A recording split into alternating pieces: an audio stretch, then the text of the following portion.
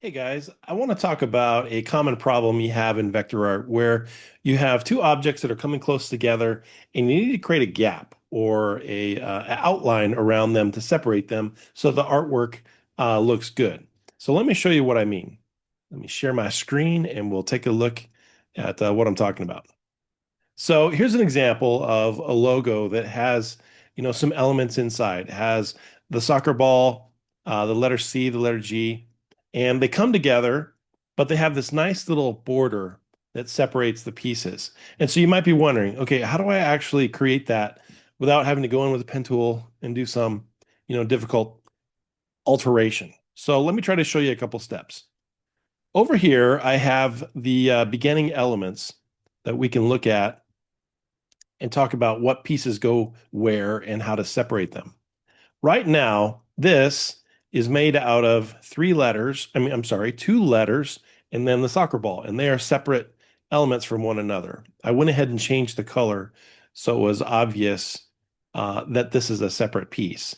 But I'm going to go ahead and modify these things in black and show you the process. So I kind of need to separate this into steps. The first step is going to be making the separation between the C and the G. And actually, right now, this is still a G. I used two letter G's to make the C and the G, and I'll show you how that works. All right, so let's say I want to create the gap that shows up between the elements. There are a couple different ways to do this.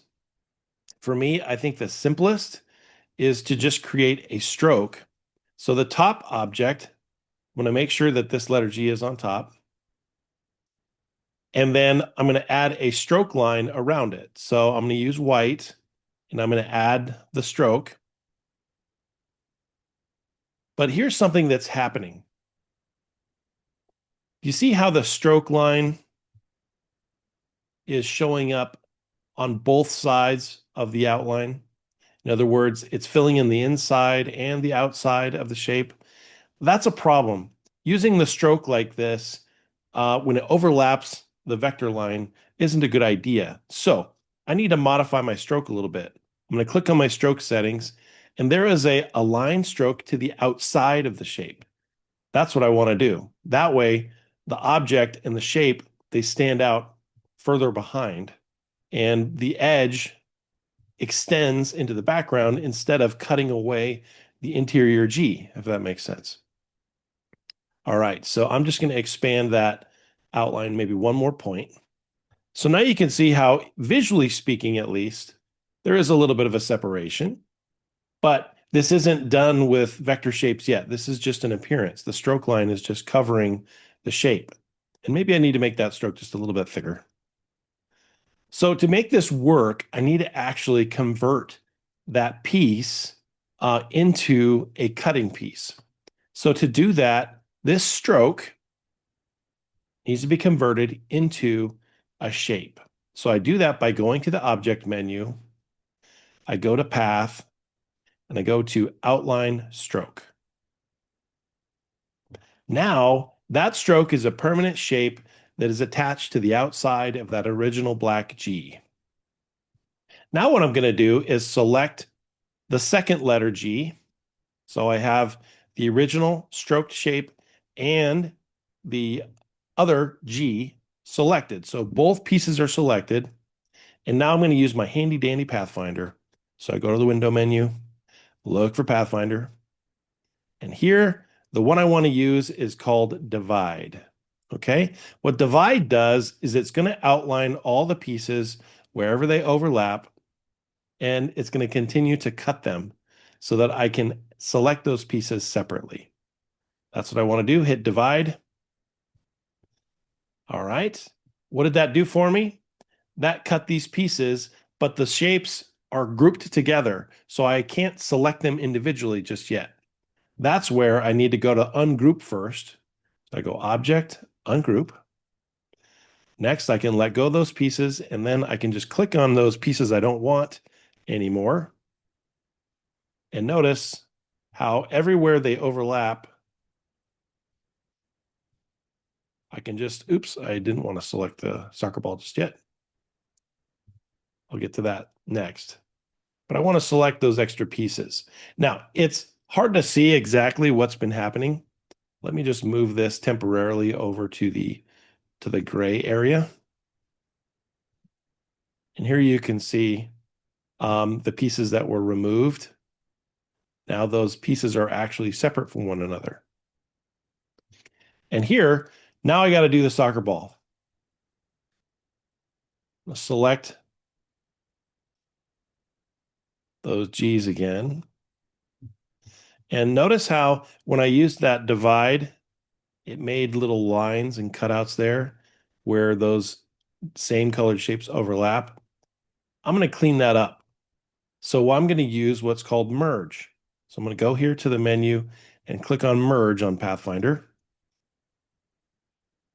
And that's going to fix those pieces. All right.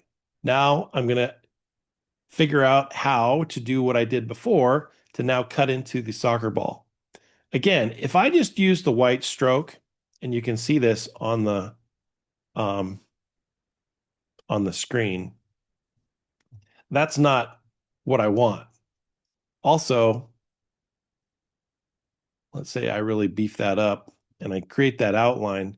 Sure, it covers up the shape underneath, but as you can see on the gray background, it creates this white shape that I need to get rid of. Also, I didn't merge these two pieces, so I have this extra little stroke up here. I can fix that right now. Let me turn off the stroke, go back in.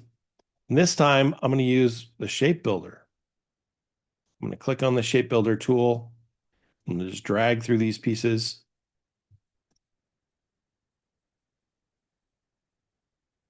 Oops. Somehow I didn't select everything. There we go. Now I'll be able to use the shape builder. Boom. Now those are joined.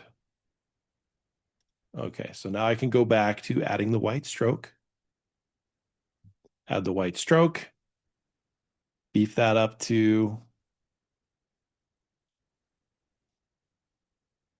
I don't know, somewhere 8 or 10. Looks good. I need to align the stroke to the outside, so that way they don't overlap too much. That's good. That keeps the shapes the right size. And now I need to do the ever popular object path outline stroke. So now everything is a shape. But now I need to punch a hole through that soccer ball. And again, to get that to work, I need to use divide. So I got to click over here. Oh, and I selected the soccer ball and the C and the G, and I click divide. And that's going to cut all the pieces apart from one another. And now I just ungroup. And now I should be able to go in and select those pieces I don't want. It's a little tedious to have to do it this way, but it does the proper cutout and gets rid of those extraneous little pieces that I don't need. Boom, boom, boom.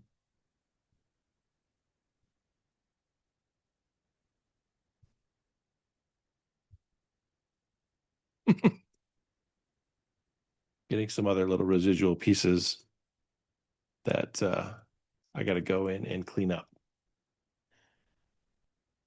So that's the idea, you guys. You can use that outline stroke to punch through and fix those shapes that aren't working right. That's something that maybe can help you figure out how to use a letter and a shape and a stroke and make that outline and punch a hole. All right, see you around.